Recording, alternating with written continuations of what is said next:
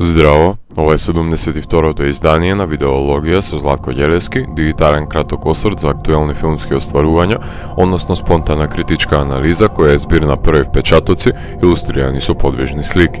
На денешниот репертоар е Vox Lux на Брейди Корбет, во кој станува збор за невообичаените околности според кои Селест, во младите години глумена од Рафи Кесиди, а во возрастните од Натали Портман, откако ќе се рехабилитира од нападот во нејзиното училиште, ја започнува нејзината музичка кариера и до крајот на филмот ќе сведочиме на предизвиците кои доаѓаат од светската слава. Филмот се расфрлува наоколу со неколку клучни проблематики за кои упатува коментари, од упадот и извршување на геноцид во училиштето, до бескрупулозните аспекти на музичката индустрија, преку префрлување на вина и немање морална и етичка одговорност, за да се дојде до суштината на раѓањето на дисбалансот на човечкиот живот, кој се прикажува преку структурирањето на семејната единица на главните ликови и потребата на американците на глорифицирање на херои од жртви. Изминатите неколку месеци во Видеологија правев анализа на неколку музички филмови кои се диаметрално спротивни меѓу себе, како Bohemian Rhapsody, A Star is Born, Lords of Chaos, па аналогно на нив и Vox Lux е сосема поразлично доживување, кое ќе го рангирам пониско затоа што Корбет сака да се игра со експлозивен материјал без да го запали фитилјот. За мене филмот на шестиот албум на кралицата на аутотюнот нема музика која има естетска тежина, која иако е дозирана во изобилие во епилогот на филмот и распрскана во неколку сцени во текот на филмот, е незапамтлива и последното нешто што би сакал да го направам е да го слушнам диеталниот саундтрак на Сија по завршувањето на филмот. Да се разбереме, кажаното не важи за самиот 20-минутен скор на Скот Вокер, што можеби е најуникатниот сегмент од филмот. Со оглед на тоа што роден сум истата година како и главниот лик, можам потполно да ја разберам фрустрацијата од Колумбајн за тоа што застрашувачки делуваа нападите во училиштата која ги восприемав на годините во кои беа убиени моите врсници.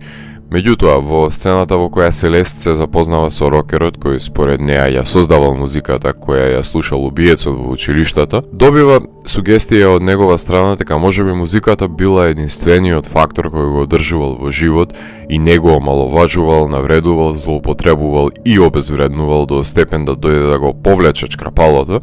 наспроти што ја добиваме ригидната и површна поделба на музичкиот свет, во кој Селест потенцира дека таа создава музика за слушателите да не мора да се заморуваат, да размислуваат, да ја толкуваат и анализираат, туку да го исклучат мозокот, чувствуваат убаво и танцуваат на неа. Тоа плитко поимање на уметност е еден од постулатите на кои се темели модерната музичка индустрија, кој не ми дозволува да имам почит кон шеќерните поп дела наменети за онемување на широките маси. Со промената на колоритот до животот под рефлектори, прикажана е и промената од приспособување на радиостаниците и нивната наклоност со демо албум од минатото, и изгледот на музичката сцена денес, во која музичарите заработуваат од све само од албуми не, обидувајќи се да прават бесконечни светски турнеи, само за да одржуваат во живот ескадрон на луѓе кои го ставиле на нозе музичкиот спектакл. Што се однесува до ликот на Селест, покрај очигледната арка на трансформација со пребрзо старење низ алкохол и дрога, забележлива е и замената на тезите во кои таа им суди на терористите кои го извршиле нападот во Хрватска, иако и таа со својата небрежност има одземено невин живот, а лицемерието го прикрива со шминката на изговорот дека повредата од нападот во нејзиното школо е причина нејзиниот живот да биде вон нејзина контрола, сметајќи дека таа постојано морала да се брани од некакви напади на персоната. Убавината во филмот ја содржи релативизацијата на символите,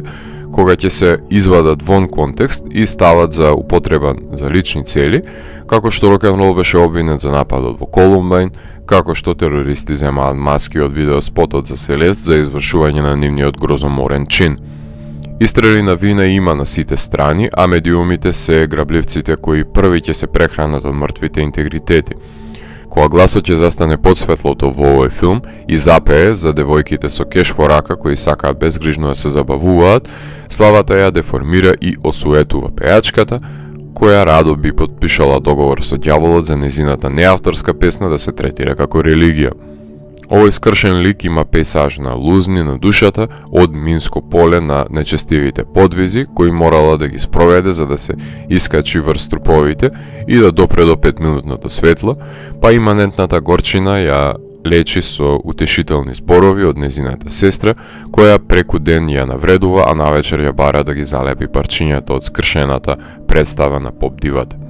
Менаџерот Џад Ло е еден од ретките машки ликови во овој филм, но главните двигатели се соодветно одбраните актерки предводени од Рафи Кеседи од Killing of a Sacred Deer, која 2 пати одглуми една интровертна тинејџерка, и екстровертната изведба на Портман на истиот лик во вториот дел од филмот, кога Дороти не е повеќе во Канзас, лик кој мора да се потпира на незината сестра Еленор, авторка на незината музика, глумена од Стейси Мартин, од нимфоманката на Трир,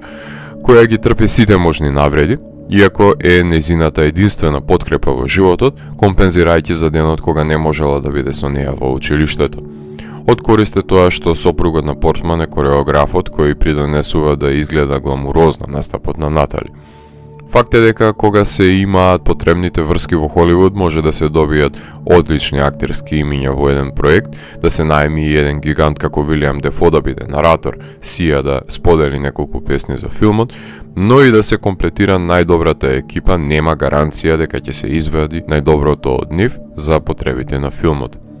Ако во The Childhood of a Leader, Корбет беше фокусиран да го прикаже агенсот на емоционалните состојки потребни за создавањето на чудовиштето во човечка форма, во Vox Lux се посочува на градивото на жртвите и како тие се претвораат во владетели, во опортунизмот за слава, во свет во кој што на терористи им се отстапува внимание во медиумите, не баре се рекламирани како рок звезди, додека испаруваат имињата на нивните жртви.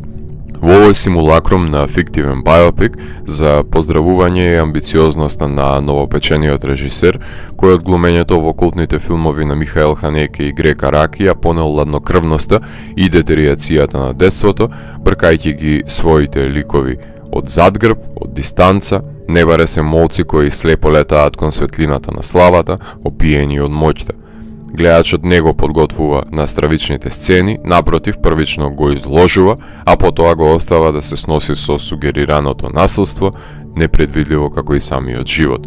Музички филм со непрепознатлив и невпечатлив саундтрак е подеднакво успешен проект како акционен филм со заборавливи акциони сцени. Иако истото не можам да го кажам за композициите на Скот Уокер, кој има создадено мелодии со занес, кои го подхрануваат емоционалниот набој со неговите оркестрации и зачудувачки хорови. Кинематографот Лол Кроули е препуштен да естетизира живот во хотели, болници и ресторани на 35 мм, за на крај да го улови севкупниот колорит на сценскиот настап, документирајќи ја пропасна на една личност на приватен план и успехот на професионален. Монтажерот на Wildlife и Enemy, Метју Ханман, мора да се справи со прелевање на сонетиот свет во видеоспот, да го вклопи со иронична нарација на slow motion и сошие нагли скокови во дејствието, а сепак да ја задржи целовитоста и кохерентноста на фрагментираниот филм, што знае да биде голем предизвик. Филмот кокетира со неколку горливи идеи, а насреде хаотичниот свет ни прикажува главен женски лик, кој е вовлечен и реобмислен во разни системи. Одредени сцени се предолги, а други пак само начнуваат проблематика без детална елаборација, која не може да се компензира со нарација. Филмот во аспектите на тинејџерскиот тероризам ми е сроден со Ноктурама и I'm Not Ashamed, од друга страна на нишанот на Елефант и Zero Day, а славата на Портман може да се поистовети со која било денешна поп звезда. Ова е филм за феноменологијата на славата, тероризмот и човечките животи кои се губат помеѓу јаловата желба да се биде некој, а не ништо. Филм во 2 чина за предвесниците на трагедијата и дериватот на траумите. Филмот имаше премиера на Венецискиот фестивал, борејќи се за Гран При наградата рамо до рамо со победникот Рома и Never Look Away, The Favorite, Eternity's Gate, The Ballad of Buster Scruggs, First Man, Suspiria и многу други. Питер од Funny Games треба да продолжи да истражува во себе, да биде сатиричен, но и да провоцира, отвора прашања во неговите филмови, да биде социокритичен, па можеби во иднина ќе добиеме и негово ремек дело, од кое нема да се чувствуваме убаво, но ќе му бидеме благодарни. Ако морам да го евалуирам, тогаш Vox Lux од мене има 3,5 од 5. Доколку ви се допадна 72-то издание на дигиталната архива Видеологија, лајкувајте го видеото, споделете го и следете го каналот. Посегнете и по останатите рецензии на виртуелната полица. Ви благодарам за вниманието. Поздрав!